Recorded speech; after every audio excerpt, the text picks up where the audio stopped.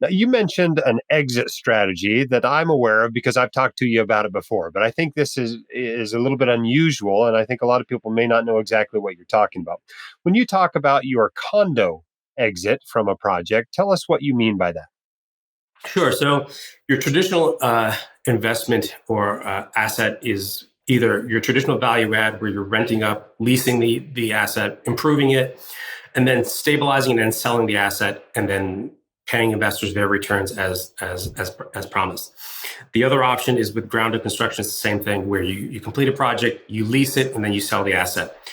What we do on the condo backup is some projects, we try to model them both ways, where if the objective is to rent out a building at completion or after renovations are complete and then sell, but the market is not in your favor at that time, we look at a condo exit, where instead of renting the units, we will sell them as condominiums in the same time frame. So for Astoria, the project is a 30-month term, 36-month term project.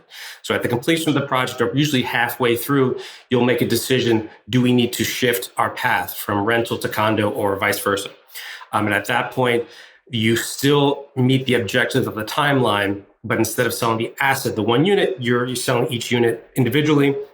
You pay off the lender, and then you pay back investor equity, then their preferred return, and then their share of the profits.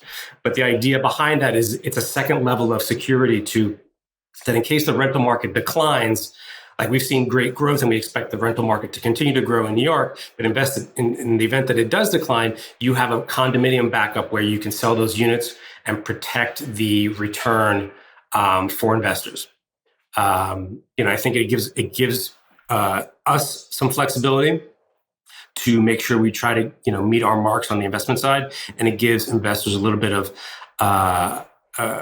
flexibility and looking at different risk, managing their risk, where you have another exit in the worst case. So of those 24 projects that you've gone round trip on, how many of those have you taken a condo exit? A lot of them, the ones that we've done condo were meant to be condo developments. We've never had a project that's really shifted midstream. I think early on, we had tried to look at some, but we always stuck to our guns, where, we were able to make the numbers work.